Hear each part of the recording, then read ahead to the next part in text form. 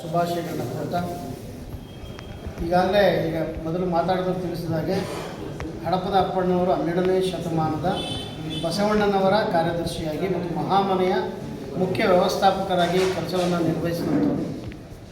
ಅವರು 12ನೇ ಶತಮಾನದಲ್ಲಿ ತಳ ಸಮುದಾಯದಿಂದ ಬಂದಂಥ ಒಬ್ಬ ಶ್ರೇಷ್ಠ ವಚನಕಾರರು ಕೂಡ ಅವರು. ಅವರ ಪತ್ನಿ ಹಡಪದ ಲಿಂಗಮ್ಮ ಅಂಥೇಳಿ ಅವರು ಕೂಡ ವಚನಕಾರ್ತಿ.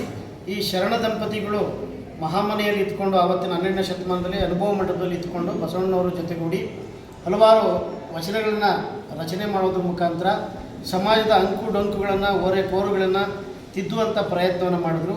ಧ್ವನಿ ಇಲ್ಲದ ಸಮಾಜಕ್ಕೆ ತಳ ಸಮುದಾಯಗಳಿಗೆ ಧ್ವನಿಯನ್ನು ಒದಗಿಸುವಂಥ ಅವರಿಗೆ ನಾಯಕತ್ವವನ್ನು ಒದಗಿಸುವಂಥ ಕೆಲಸವನ್ನು ಆವತ್ತಿನ ಸಂದರ್ಭದಲ್ಲೇ ಅವರು ಮಾಡಿದರು.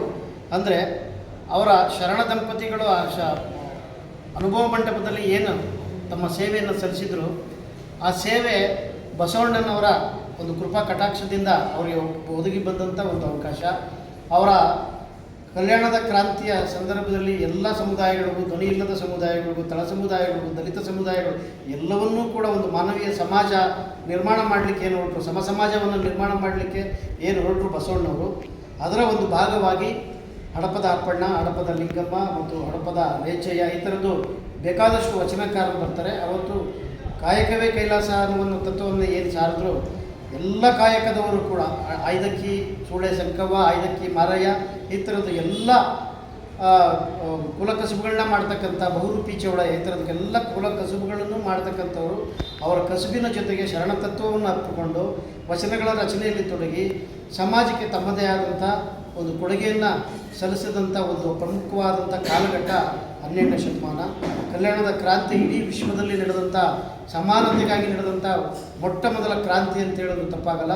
ಅಂಥ ಕ್ರಾಂತಿಯ ಭಾಗವಾಗಿ ಇಂಥ ಮಹನೀಯರು ಹುಟ್ಟಿ ಬಂದು ತಾವು ಹುಟ್ಟಿ ಬಂದ ಸಮುದಾಯವನ್ನು ಮತ್ತು ಎಲ್ಲ ಸಮುದಾಯವನ್ನು ಇವರು ತಮ್ಮ ವಚನಗಳ ಮೂಲಕ ಪೊರೆದಿದ್ದಾರೆ ಮತ್ತು ಅವರು ಹೆಚ್ಚು ಬೆಳಕನ್ನು ನೀಡಿದ್ದಾರೆ.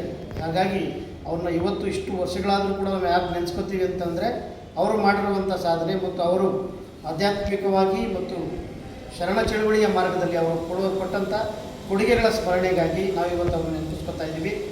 ಹಾಗಾಗಿ ಆ ಸಮುದಾಯ ಅಷ್ಟೇ ನೆನೆಸ್ಕೋಬೇಕು ಅಂತೇನಿಲ್ಲ. ಶರಣ ಚಳುವಳಿ ಎಲ್ಲ ಶರಣರನ್ನು, ಎಲ್ಲ ವಚನಕಾರರನ್ನು, ಎಲ್ಲ ಸಮುದಾಯಗಳು ಕೂಡ ಬುದ್ಧ, ಬಸವ, ಅಂಬೇಡ್ಕರ್ ಹೇಗೋ ಅವರು ಒಬ್ಬ ಜಾತಿಗೆ ಸೀಮಿತವಾದಂಥ ವ್ಯಕ್ತಿತ್ವಗಳಲ್ಲ, ಇಡೀ ಸಮಾಜಕ್ಕೆ ಬೇಕಾದಂಥವ್ರು. ಅಂಥವನ್ನ ಬರೀ ಸಮಾಜ ನೆನಪಿಸ್ಕೊಳ್ಳೋದ್ರಲ್ಲಿ ಏನೂ ಅರ್ಥ ಇಲ್ಲ. ಅವರ ಸಮಾಜವನ್ನು ನೆನೆಸ್ಕೊಳ್ಳೋದು ಅರ್ಥ ಅಲ್ಲ, ಅಷ್ಟು ಜೊತೆಗೆ ಅವ್ರ ಸಮಾಜದವರು ಕೂಡ ಕೇವಲ ಒಂದು ದಿನ ಮಾತ್ರ ನೆನೆಸ್ಕೊಂಡು ಮತ್ತೆ ವರ್ಷ ಪೂರ್ತಿ ಮುರಿಯೋದಿಲ್ಲ. ಅವರ ಆದರ್ಶಗಳನ್ನು, ಅವರ ಕೆಲಸ ಕಾರ್ಯಗಳನ್ನು ತಮ್ಮ ಜೀವನದಲ್ಲಿ ಎಷ್ಟು ಸಾಧ್ಯವೋ ಅಷ್ಟು ಅಳವಡಿಸ್ಕೊಂಡು ಆ ದಿಕ್ಕಿನಲ್ಲಿ ಮುನ್ನಡೆಯೋದ್ರ ಮುಖಾಂತರ ಅವರಿಗೆ ಸಲ್ಲಿಸುವಂಥ ಗೌರವವೇ ನಿಜವಾದ ಗೌರವ. ಹಾಗಾಗಿ ಎಲ್ಲ ಈ ಥರದ್ದೆಲ್ಲ ಒಂದು ಮಟ್ಟವನ್ನು ಮೀರಿ, ಅಂದರೆ ಅವರ ಜಾತಿ, ಧರ್ಮ ಮತ್ತು ಪ್ರಾದೇಶಿಕತೆ ಎಲ್ಲವನ್ನ ಮೀರಿ ಬೆಳೆದಂಥ ಇಂಥ ಅಸಾಮಾನ್ಯ ವ್ಯಕ್ತಿತ್ವಗಳಿಗೆ ಜಾತಿ, ಧರ್ಮ ಎಲ್ಲವನ್ನೂ ಮೀರಿದಂಥ ಗೌರವ ಅವರಿಗೆ ಸಲ್ಲಬೇಕಾಗ್ತದೆ.